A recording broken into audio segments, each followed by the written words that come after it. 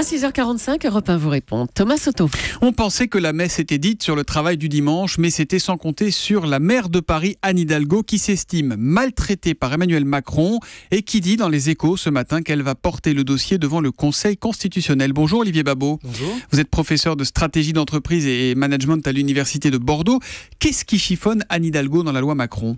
Alors elle a publié, on pourrait dire, une lettre très comminatoire et violente à l'encontre d'Emmanuel Macron. Alors il y a 2 pages assez serrées, on pourrait dire, pour résumer, elle reproche qu'il n'y ait pas eu vraiment d'études d'impact, qu'il n'y ait pas d'études d'évaluation prévues au bout d'un an, qu'il y ait une menace sur la diversité des petits commerces et enfin que les modalités de prise de décision lui échappent. Voilà. Bon, elle n'est pas d'accord ni sur le fond ni sur la forme, Exactement. en quelque sorte. Alors dans sa lettre, elle dit que le petit commerce sera déstabilisé.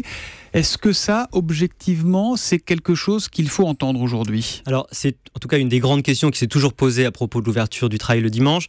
La réalité, c'est probablement qu'aujourd'hui, le problème du petit commerce, c'est pas tant, ou le sauvetage d'ailleurs du petit commerce, c'est pas tant interdire ou permettre le dimanche, c'est aujourd'hui arriver à créer une différenciation par rapport à une offre qui est à la fois celle des grands magasins, mais aussi, surtout, celle des magasins en ligne. Donc c'est la pas vraie seulement problématique, le problème on pourrait du 7e dire, jour de la semaine. la problématique, elle est ailleurs. C'est pas dans cette ouverture le dimanche, on pourrait dire que se situe soit le salut, soit la fin des petits commerces.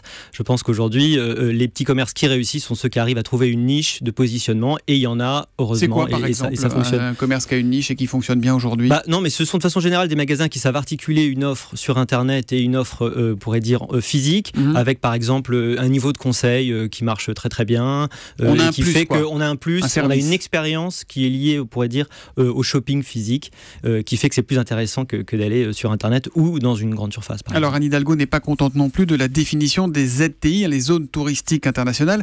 Quelle a été la règle retenue pour définir ces zones ? Alors il faut comprendre qu'avant il existait uniquement des zones touristiques tout court. Aujourd'hui, avec la loi Macron, il va y avoir des zones touristiques et des zones touristiques internationales dans les endroits très particuliers, ça change quoi ? Dont en particulier Paris. Alors ça change quelque chose d'assez fondamental, c'est dans la manière de les déterminer. La zone touristique internationale ne sera pas déterminée par le maire, elle sera déterminée sur proposition du ministère, avec uniquement un avis consultatif pour le maire. Et donc après, ça échappe au maire, donc ça échappe à Anne Hidalgo à Paris. C'est exactement, c'est tout le point, et probablement ça a été fait pour pouvoir justement échapper à la décision du maire dont on savait qu'elle était depuis longtemps assez opposée, puisque précisément les zones touristiques étaient un des problèmes liés au dimanche. Donc, en gros, Emmanuel Macron a contourné la maire de Paris. C'est un petit peu ce qui l'agace, peut-être. C'est une façon d'arriver, en tout cas, aux fins qui étaient effectivement les siennes. Oui. Elle nous apprend dans Les Échos ce matin qu'elle veut déposer une question prioritaire de constitutionnalité. Alors, on ne va pas faire un cours de droit constit, mais qu'est-ce qu'il peut faire le Conseil constitutionnel ? Alors, déjà,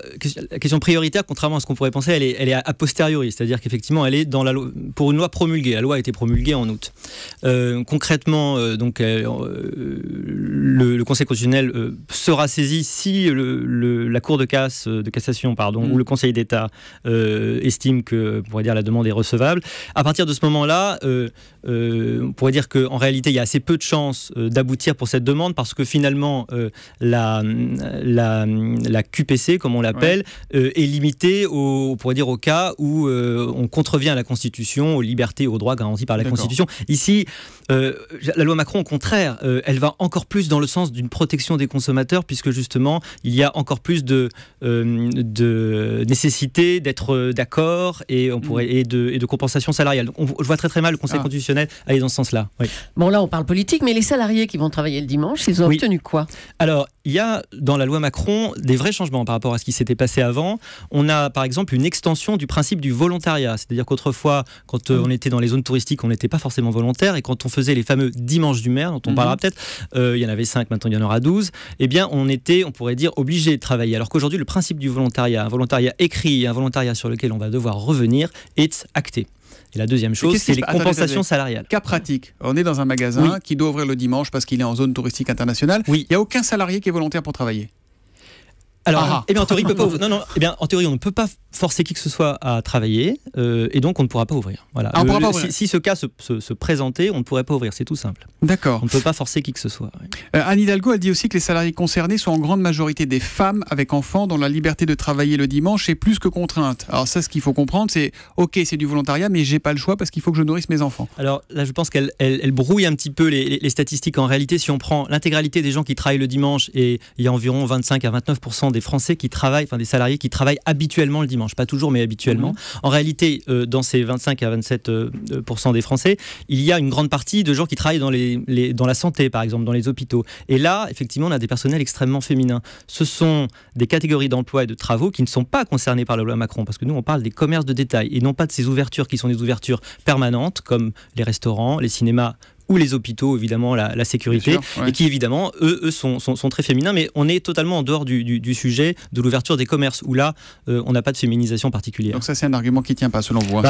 C'est une lecture brouillée des statistiques. Oui. D'accord. Alors, vous parliez là des dimanches du maire, il y a les ATI. Oui. Est-ce qu'on peut très simplement expliquer les 2-3 cas de figure qui existent sur le travail du dimanche? Oui, alors il y a les cas permanents dont je viens de parler, hôpitaux, restaurants. Ça sont des dérogations permanentes. Il y a des industries qui ne peuvent pas s'arrêter, par exemple les industries lourdes. Donc, évidemment, il y a on pourrait dire des accords locaux pour pouvoir continuer. Et puis, il y a des autorisations géographiques. Ces autorisations géographiques, avant, il y en avait 2. Je ne vais pas revenir dessus. Aujourd'hui, il y en a 3.